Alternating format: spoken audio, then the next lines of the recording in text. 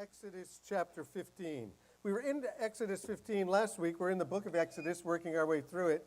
And we ended up with the song. And we talked a little bit about worship and a little bit about singing to the Lord and victory to the Lord. And so we're going to continue that on. So what happened is they were delivered from Egypt. They were delivered from their slavery. And having been delivered from their slavery, they began to complain because Pharaoh was now chasing them. And so it's a picture of the new life. You could probably turn these monitors off because they're feeding back. So it's a picture of the new life. As soon as you come into the new life, the devil will chase you, begin to immediately chase you. And they got all nervous, and they were complaining about to Moses. And then God takes them and the Egyptians, and they all drown in the Red Sea. And they write this song, and they sing this song. And then we talked about the musical instruments that were used and the creation of musical instruments, the invention of some musical instruments that were invented to worship the Lord. King David invented them. So no sooner are they singing, let's watch what happens. They're singing, because no sooner are we singing here, your forgiveness. And then we leave the driveway, we go down to the bottom of the hill.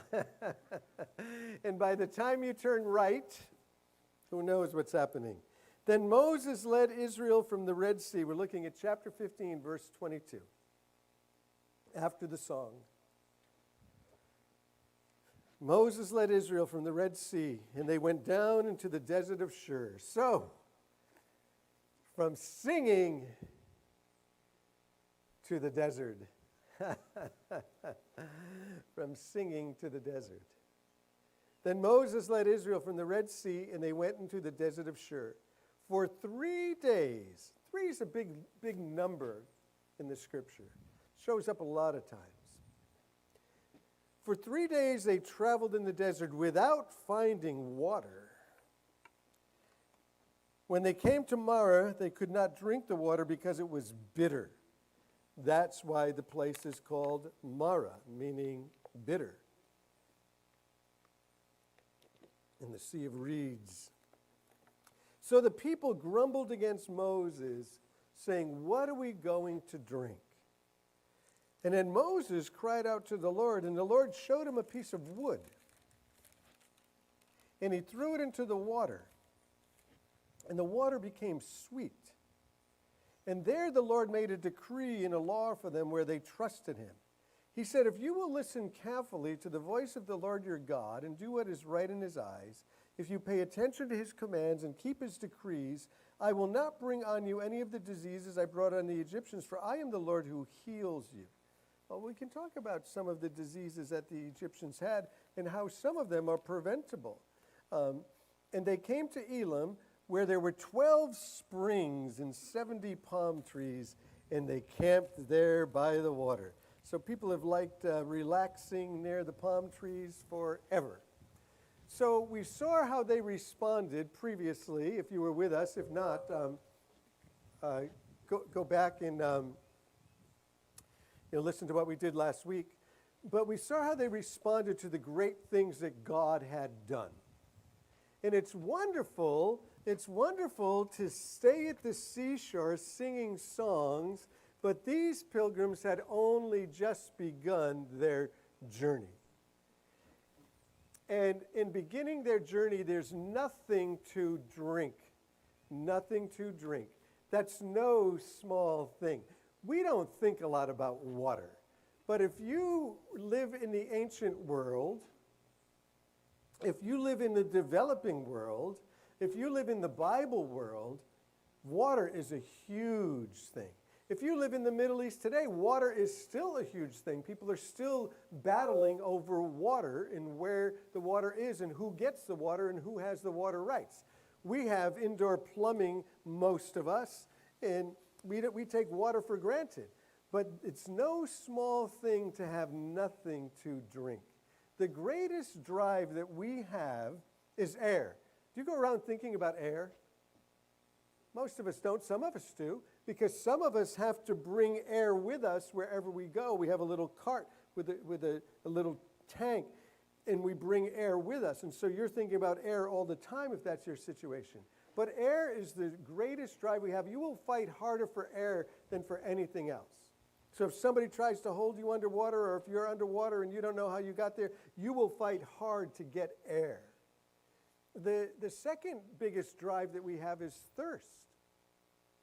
Thirst. And you'll be driven by your thirst. They're traveling in the desert for 3 days. And they're sweating, and excessive heat contributes to dehydration. They're dehydrating. They're out there for 3 days. You know, I'm sitting up here in this weather. I got 2 bottles of water here. Man, they're like all this water is coming out of them. It's getting worse and worse.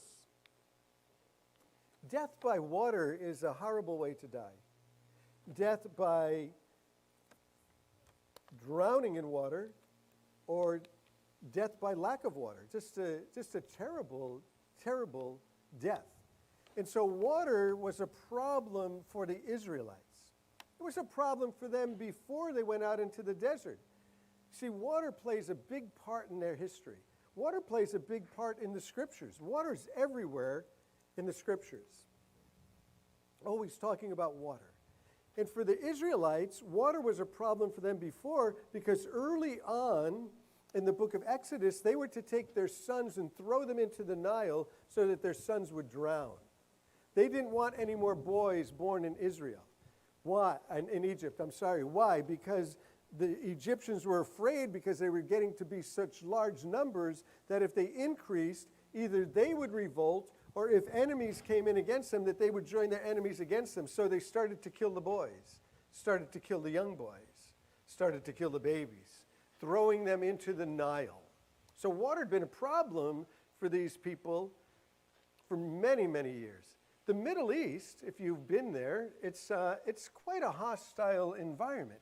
It's amazing, really, that anybody has been able to survive some of those places. It's amazing, particularly the sons of Ishmael, who historically have been the sand people. They lived in the desert. And people always tried to figure out, how did they live in the desert? How did they survive in the desert? How did they live out there? And that's why if you watch mythical shows, or even if you watch Disney shows, they have people coming up out of the sand. Well, who are they thinking about? They're thinking about the sons of Ishmael, who is always a mystery to people. Like, how do they live out there where there's no water? How do they live in those sands? How do they produce? How do they raise families? How do they live? Well, they figured out how to do it. But it's a hostile environment. And it's amazing that people survive in those environments. It's amazing that people survived in those environments. Even to this day, particularly in the Middle East, there's an awful lot of political issues around water. Some of the Gulf War was about water and water rights and who was going to have water. Oil is useless if you don't have water. What are you going to do if you can't drink, if you can't live? What do you need oil for? You can't drink oil. And so in Israel, too much or too little water is a big problem for them. And over again, you'll see this issue of water. Now, keep in mind, because we're going to end up in the New Testament showing that all of this always points to Jesus. Always points to Jesus. But in their collective subconsciousness, in their collective minds, they know their history. All people know their histories. People know where they came from. They know something about their family. Even if you don't know much, you know something about your family. And some of us know a lot about our families. And maybe some of us don't know a lot about our families, but we know a lot about our history. Right now, history and American history is a big topic. Everybody's talking about American history. And we move back and find out who we were and what was happening. Well, they understood who they were, and they understood that water was a big issue in their lives.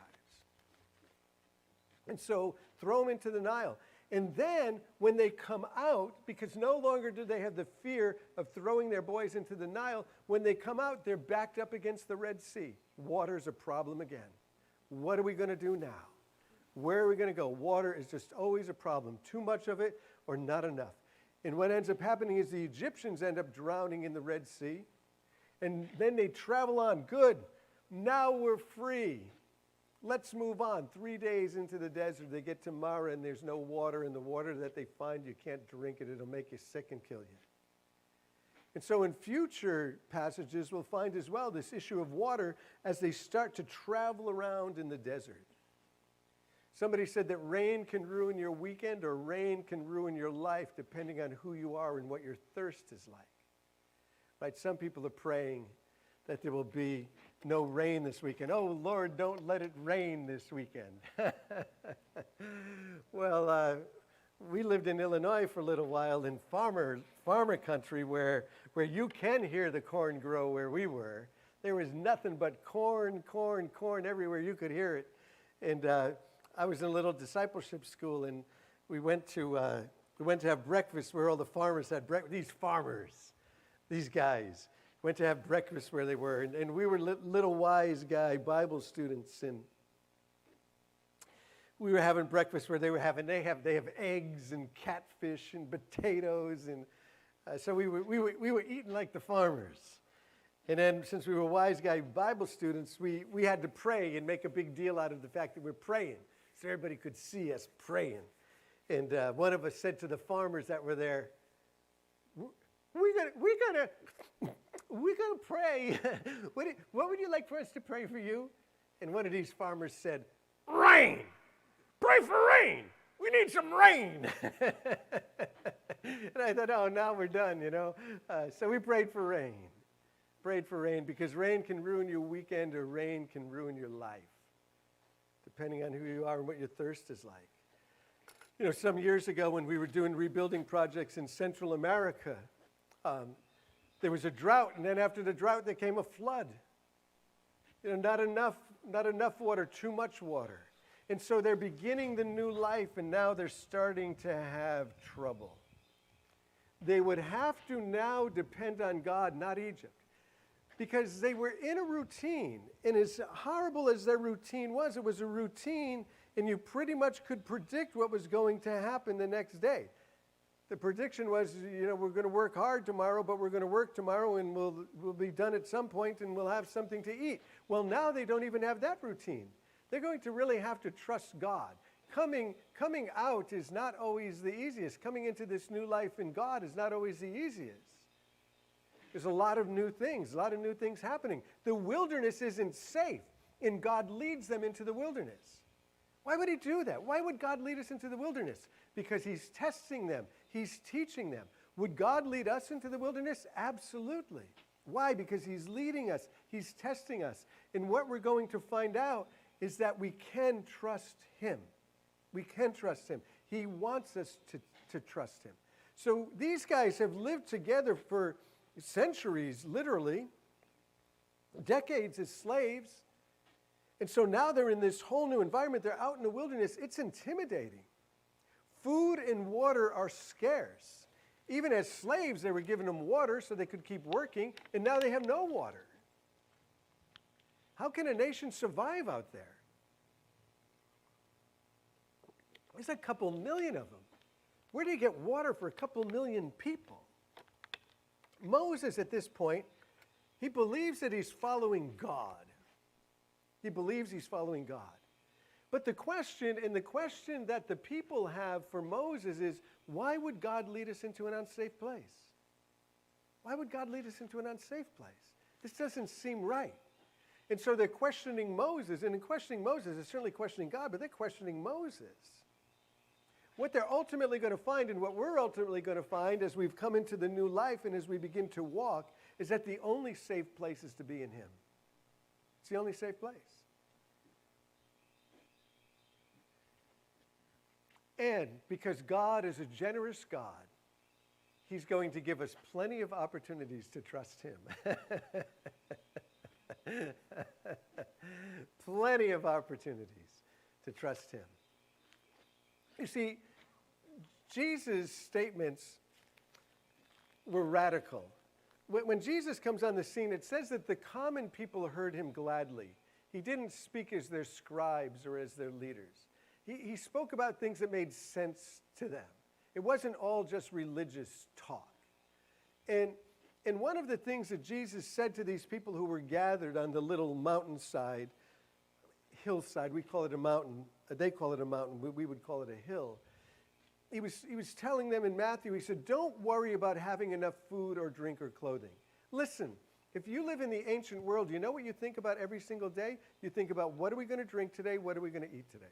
That's what you think about every single day. That's why you wanted to have a lot of kids, because one of your kids would go out and collect sticks. Another one of your kids would go out and get water. Another one would just sit there and knead dough all day long.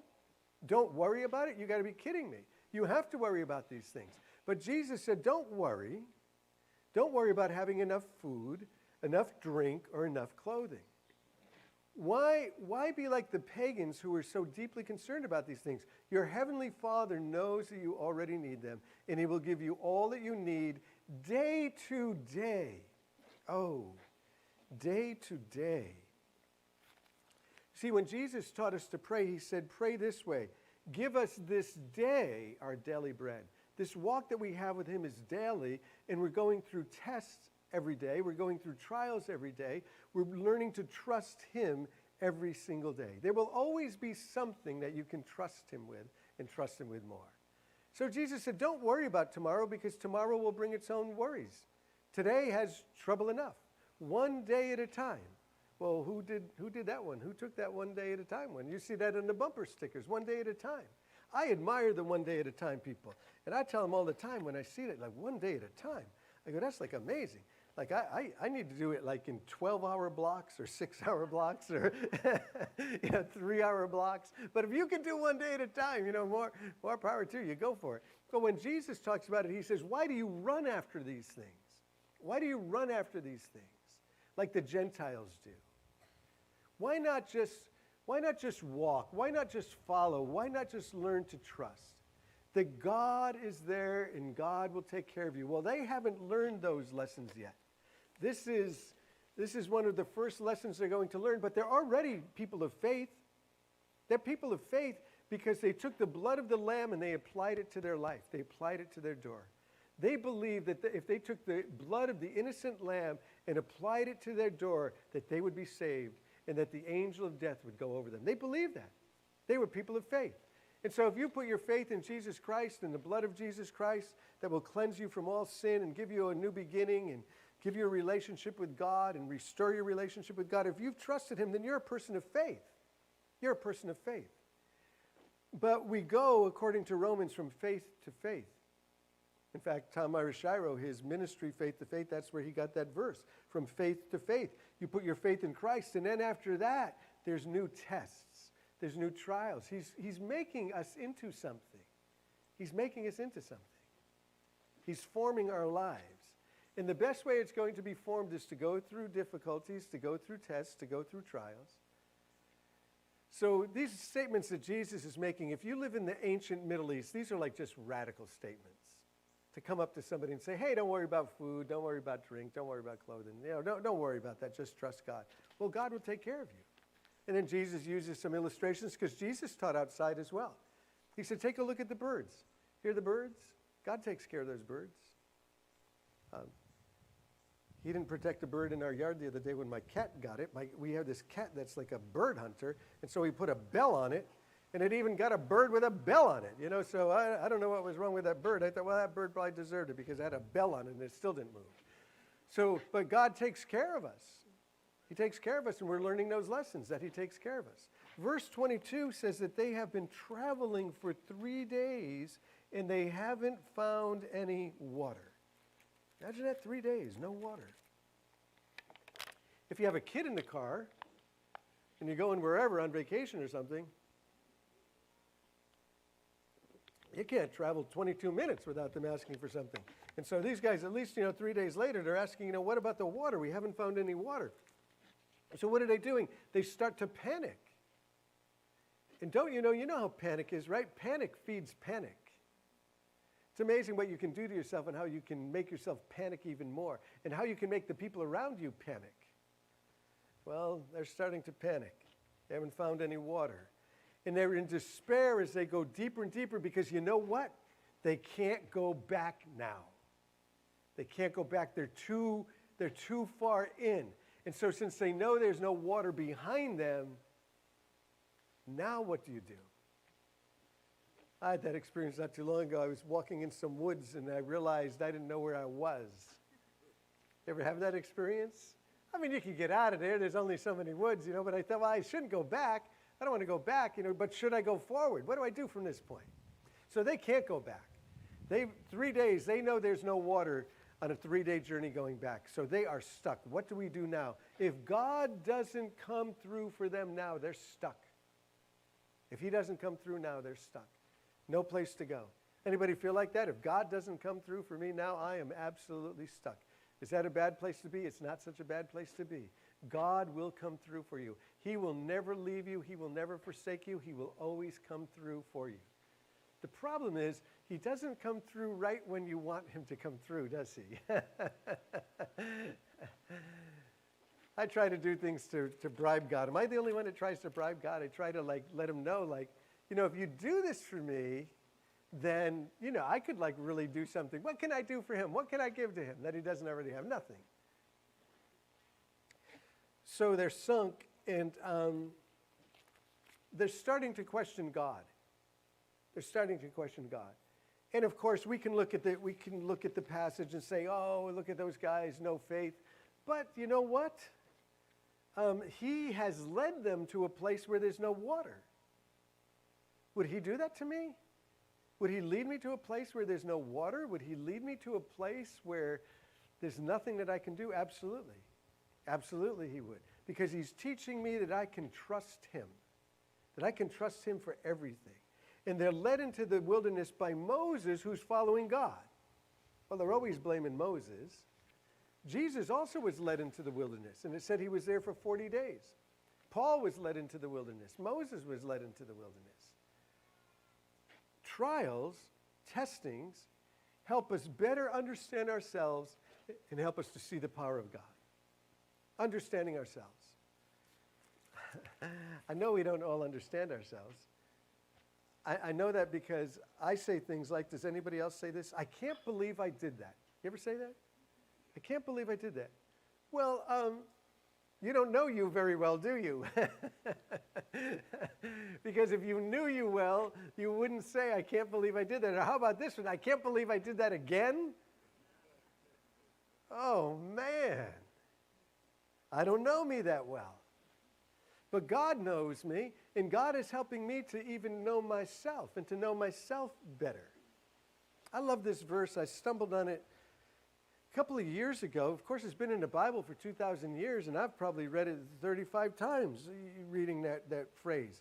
But the Apostle Paul, you see, all of the Corinthians, they were saying to Paul, oh, Paul, you're not like Apollos. Apollos preaches really well. You don't preach like Apollos. You're not like Peter. Peter walked with Jesus. Just all of these, you're not like. And the Apostle Paul says to them, he says, by the grace of God, I am what I am. Isn't that amazing? I don't need to be like anybody else. By the grace of God, I am what I am. And God is showing me who I am. I love that. I love that the longer I walk with God, the more he shows me who I am and what I'm made out of. Sometimes it's rather disappointing. But I don't think he's as disappointed in me as I'm disappointed in myself. I think he knows where he's bringing me. I think he knows what he's doing. And I get disappointed in myself, but I think that God is just bringing me along. And he's happy that we're another step ahead, that we're another inch ahead. It's just inch by inch, it's row by row. That's how you make gardens grow. And so he's growing something in us. We're his poema, is what it says in Ephesians. That word poema means we're his poem. He's making something out of us. He's taking these lives and turning them into something. But if you know anything about being a poet, poets don't add to words. You don't write a line and then just add all these words. You usually cut words, get rid of words. And I think that's what he's doing in my life. It feels like he's taking things away. Like, when are you going to start adding something? It seems like you're chipping away completely. Well, he's adding stuff. But he's getting rid of stuff in order to add more. And so trials help us to understand ourselves. Besides, in verse 23, when they came to Marah, they couldn't drink its water because it was bitter. That's why the place is called Marah, so the people grumbled. What they don't know is that help is right around the corner. It's right around the corner. It's a few miles away, several miles away, but they're going to make it. They've got enough strength, they've got enough in them that they can make it. And when they see the water, because keep in mind the pattern, people of faith, they put the blood on the doorposts. By faith, they're delivered. Amazing thing. They come out of Egypt. They shed their slavery. They come into new life. And then they hear that Pharaoh is pursuing them. And then they get all upset. They get all freaked out. Why did we ever even leave Egypt? We should have just stayed there. You know, at least we would be eating tomorrow. But now we got the Egyptians chasing us down.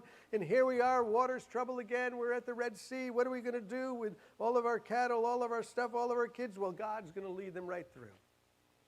So the complaining stops. They get on the other side, they start singing and they start dancing, because that's what free people do. They sing and they dance and they make music in their hearts. And then Moses says, let's go, let's get out of here, let's go to the promised land, let's go to the promised land. And 3 days later, they're complaining at him again. Complaining at him again. Well, they're going to make it. They're just right around the corner from an oasis. Palm trees, all kinds of water. They're going to be able to relax. They're going to be able to drink as much as they want to drink. They're going to be able to take that water and pour it on their heads and pour it on their kids and splash them. And it's going to be like opening the fire hydrants on the hottest day in the summer and letting your kids splash around in it. And so when they see the water, they cheer up. And they realize, Moses is hearing from God. He is hearing from God after all. Well, they were ready to kill him, but now they're like, oh, Moses ain't so bad. But God wouldn't let them down because God is good. And but the first water that they see, here's what happens. The first water that they see, they're sort of excited about seeing that first water, but you can't drink that first water. They're going to have to go on in order to get the good water. And so they're on this emotional roller coaster. Life in Egypt was bitter. But they're saying, but not this bitter. At least we weren't going to die by thirst in Egypt. At least you could live there. You can't live here. Death by dehydration now seems certain. Water. So what do you do when things don't go your way? Oh, verse 24. We might as well just stay in the constant train of humanity and what they've always done. So in verse 24, they grumbled against Moses. We should do that. We should grumble when we hear words like that. Can we try that one? So when I get there, we'll do it. When they came to Marah, they couldn't drink the water because it was bitter. That's why the place is called Marah. So the people grumbled. Grumbled against Moses, saying, what are we going to drink? And Moses does the right thing. He calls out to the Lord. He calls out to the Lord. And really, why trust when you can grumble anyway? Grumbling is so much easier. And why even grumble at yourself? Just grumble at your leaders. I mean, that's what they're doing. Let's just grumble at Moses. Don't even grumble at yourself. I mean, you came. You didn't have to come. You could have stayed in Egypt, but you came, and so now you're grumbling at Moses. Complain at the leaders. It's always their fault. And the people, they had also seen God work. It's not just Moses. Each of them had faith to slay the lamb. They're participants in what God is doing, not simply followers of Moses. They all followed the cloud that God led them with. Moses is not their provider. Moses is not their provider. God, not people, will meet our needs. God provides for us. That's hard in the paycheck world to understand that God is our provider. Because many of us, most of us, I would think, we go to work and we work for somebody and we get a paycheck. We get a paycheck for the time that we put in. And so we live in this paycheck world. But if you live in the ancient world, you live in the world where every single day is a new adventure as to whether I'm going to eat or not. What if the sun doesn't come? What if it stays like this until September? and you're trying to grow a garden and things that you can save for your family, and you have the whole root garden that you're going to put some stuff in there, and hopefully it'll get you through the winter. Well, what if that doesn't happen? You see, we live in the paycheck world where we use, plastic to go get our groceries. My granddaughter says that to me all the time. She says, "Can I get that?" I go, "No, I don't have any money." She said, "Just use your card."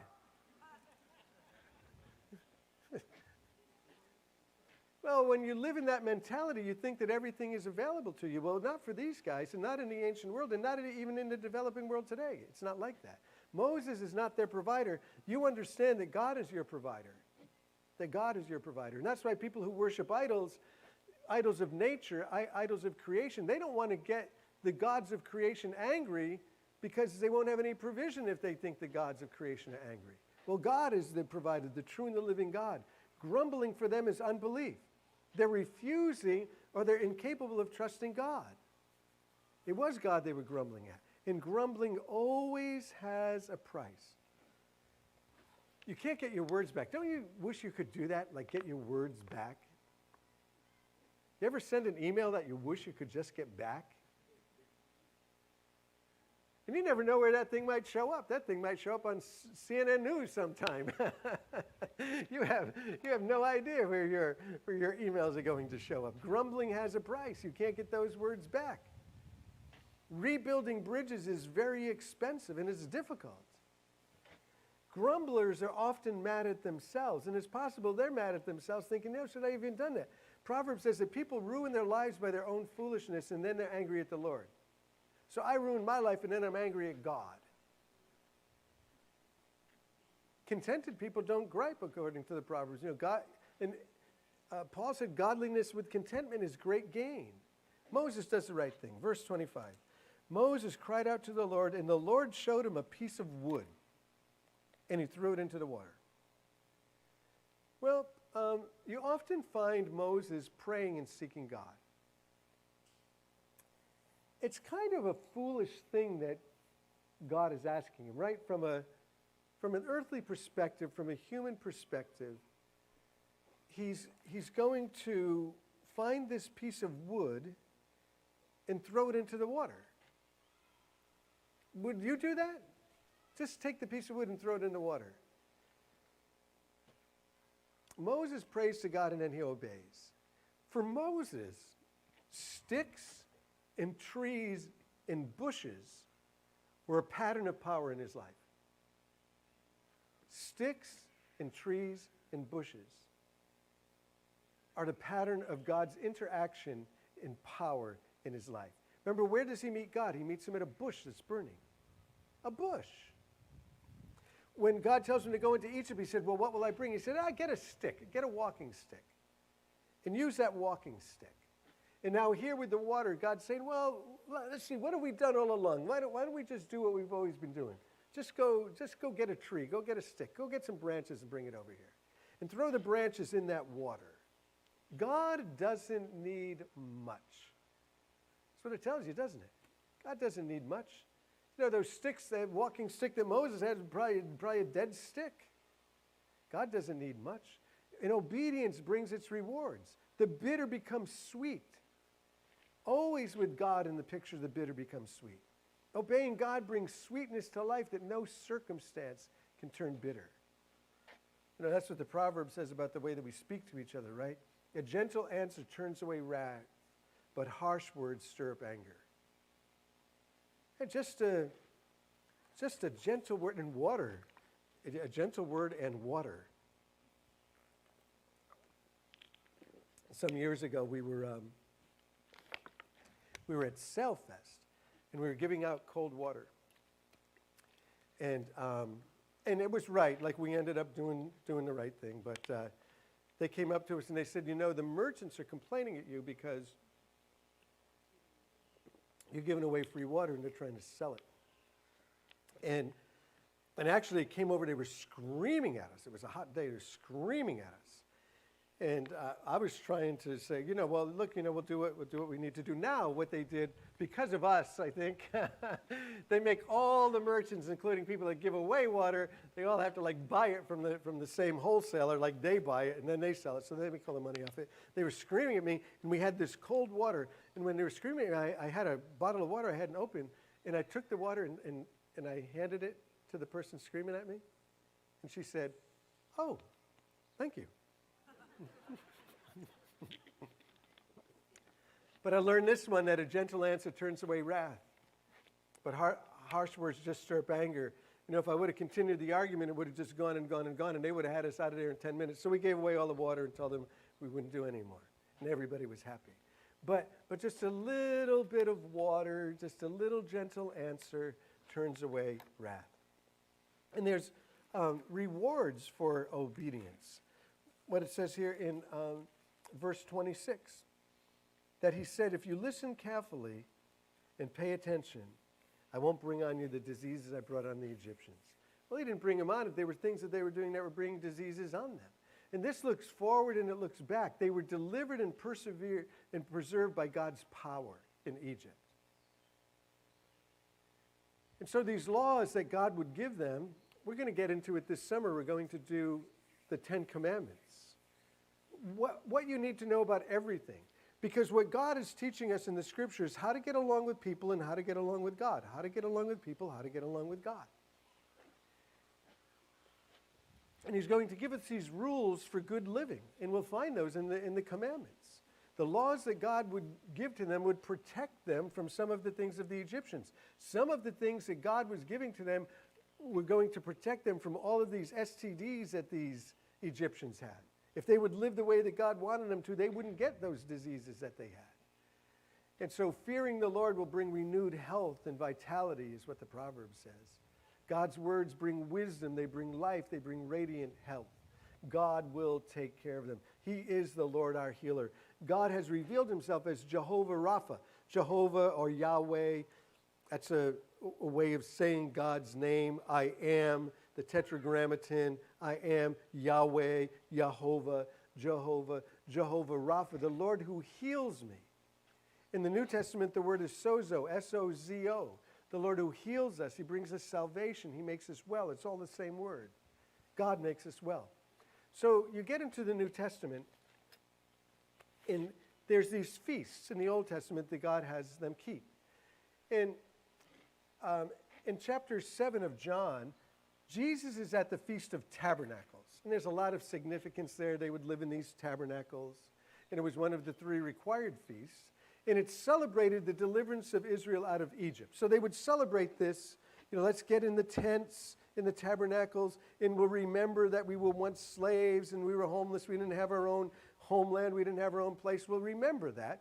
And they lived in tents like they lived in the wilderness. Because as they're traveling to the promised land, they're living in tents. They're living in the wilderness. And this would remind them of the passage. It would remind them of the life that they had. Little tents. Anybody ever go to a football game at the Yale Bowl? Anybody ever do that? You ever go to those tailgate parties that they have? They have these tailgate parties that are amazing. These people bring these little tents. Of course, a lot of them at Yale, they don't have the tailgates, but the BMW trunk parties. And they set up these little tents, and they get little tables and tablecloths and silverware, and they're celebrating. And it reminds me of the Feast of Tabernacles, that there's just all of these people doing these tailgate parties, celebrating something, remembering something, seeing each other, reuniting again. And so they would live in these tents and remember what they were when they were traveling in the wilderness. And they would take water and they would pour it out. They'd pour out this water to just remember that God had come through for them and that God had given them water. God had taken care of them. They remembered that. And it says of Jesus, when he was at that feast, on the last and greatest day of that feast, Jesus stood up and in a loud voice in front of everybody said, "If anyone is thirsty, let him come to me and drink."